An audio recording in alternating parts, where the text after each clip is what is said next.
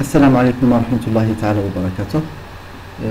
Celui-là est la deuxième présentation dans le cadre de notre cours et ce sera la première des deux présentations consacrées au premier chapitre. Alors, on commence toujours par la définition. Donc, pour commencer ce premier chapitre, il est essentiel de bien définir ce que nous entendons par visualisation des données. En termes simples, il s'agit de la pratique de transformer des informations brutes en représentations visuelles, qu'il s'agisse de cartes, de graphiques ou d'autres formes de contexte visuel. L'objectif fondamental de cette traduction est de rendre les données plus accessibles à la compréhension et l'analyse humaine. Et pourquoi ceci est très important? Parce que la visualisation des données est un outil puissant, fréquemment utilisé dans les processus de prise de décision. En présentant les données de manière visuelle, elle permet de révéler les tendances, les motifs, bien des insights qui resteraient cachés dans de simples tableaux de chiffres. Ainsi, la visualisation permet de compresser cette grande quantité de données, illisibles ou bien difficiles à lire lorsque elles sont sous forme d'un tableau, et de les représenter sous format graphique. C'est cette capacité à dévoiler l'information latente ou bien cachée qui fait de la visualisation un outil inestimable, soit pour l'entreprise, soit pour le gouvernement, pour communiquer avec le grand public. Nous allons voir l'historique, une brève historique de cette notion.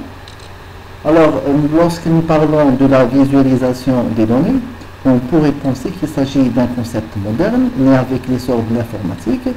Pourtant, ses racines sont étonnamment profondes. Les premières formes de visualisation de données que l'on puisse identifier remontent à l'Antiquité, et plus précisément au domaine de la cartographie géographique et astronomique. Des exemples concrets de ces tentatives de représenter visuellement des informations spatiales et célestes ont été découverts datant aussi loin de la 7e millénaire avant notre ère. Cela témoigne d'un besoin humain fondamental depuis des millénaires de donner une forme visuelle au monde qui nous entoure et aux données qu'il contient. Bien sûr, on dit que les humains réfléchissent en images. Lorsqu'on réfléchit, on a toujours la tendance d'imaginer ou bien de créer des images dans notre esprit. Alors ça, ce sont les premières traces de la visualisation des données.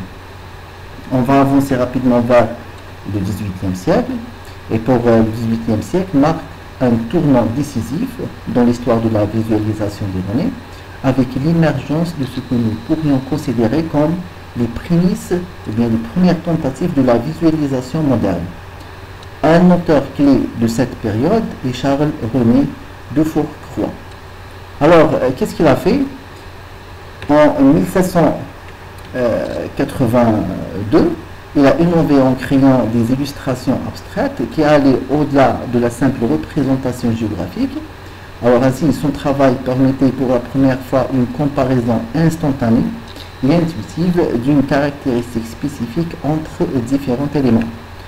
Alors l'exemple que nous voyons ici illustre sa méthode pour comparer la taille des villes européennes.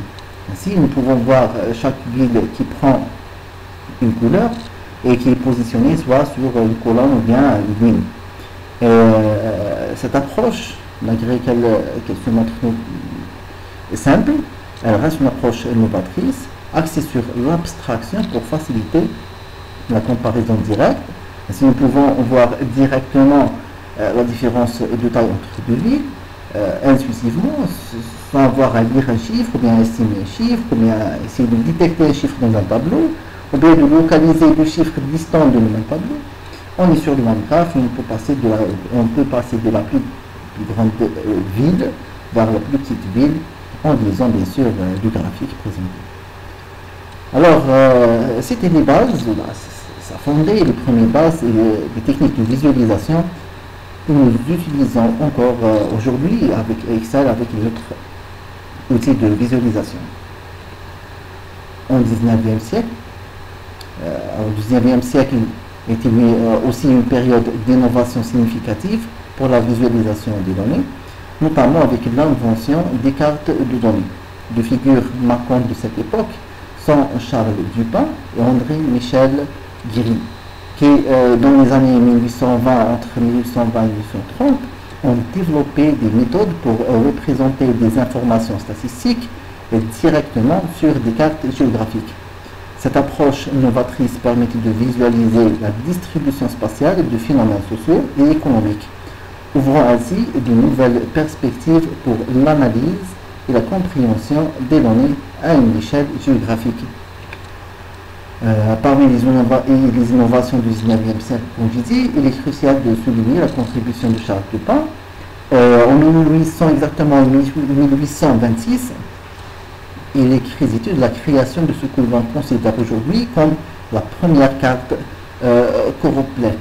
Alors, cette carte pionnière, intitulée de manière éloquente carte figurative de l'instruction populaire de la France, utilisait des nuances de couleurs et des motifs pour représenter le taux, bien les taux d'analphabétisme dans les diverses régions de France. C'était une avancée majeure car elle permettait de visualiser d'un seul coup d'œil la distribution géographique de l'instruction à travers la France. Ainsi, cela a rendu des données statistiques abstraites immédiatement compréhensibles et comparables sur une base régionale. Toujours au cours du XIXe siècle, la deuxième figure emblématique, c'est Charles-Joseph Minard. Il est universellement célèbre pour sa carte figurative des pertes successives de l'armée française durant la campagne de Russie de 1812 à 1813.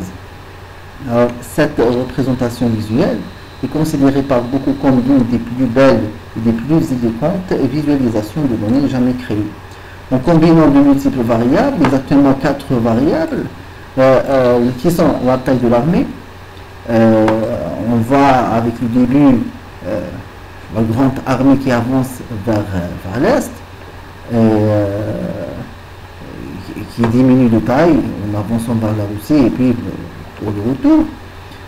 On a aussi la localisation, parce que le graphique aussi se positionne sur une carte. Alors on voit la localisation et les noms des villes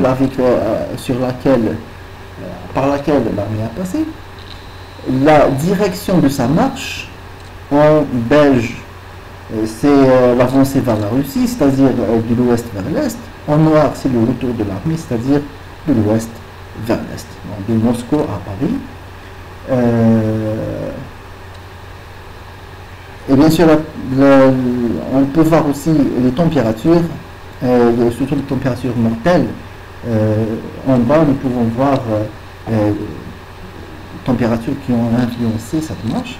Alors, nous avons 4 variables, toutes représentées sur une seule carte. Et Minard a réussi ainsi à raconter une histoire poignante et dévastatrice de cette campagne catastrophique d'une manière qu'aucun tableau de chiffres n'aurait pu le faire. C'était vraiment, c'est ça le début lorsqu'on parle d'intégrer plusieurs données ou visualiser en utilisant plusieurs données sur la même visualisation. On ne parle pas d'un seul tableau par exemple de valeur, on parle de tableaux complexes qui comptent plusieurs colonnes avec des données très variées de différentes natures. La taille de l'armée, c'est un nombre par exemple, la localisation géographique c'est une position géographique ou bien le nom de la ville. Les températures c'est autre chose, alors c'est des données sur une autre échelle. Alors, tous ces données sont combinées sur la même grille. Bien sûr, pour cette période, lorsqu'on parle de la 19e siècle et avant, le problème était dans la reproduction de ces cartes. Donc, une carte compliquée sera vraiment très difficile à reproduire parce que les techniques d'impression étaient très limitées à l'époque. Alors, il est important de diviser entre la phase ou bien avant le XXe siècle et après le XXe siècle, où on a l'impression que cette avance qui a connu des avancées, Nous avons aussi l'arrivée de l'informatique et de l'art numérique qui a simplifié la création et le partage et la reproduction des différentes cartes ou bien différentes visualisations de données. Alors on s'arrête là pour cette première partie. Et dans la prochaine vidéo, nous allons voir la deuxième partie de ce premier chapitre. Wassalamu alaikum wa rahmatullahi wa barakatuh.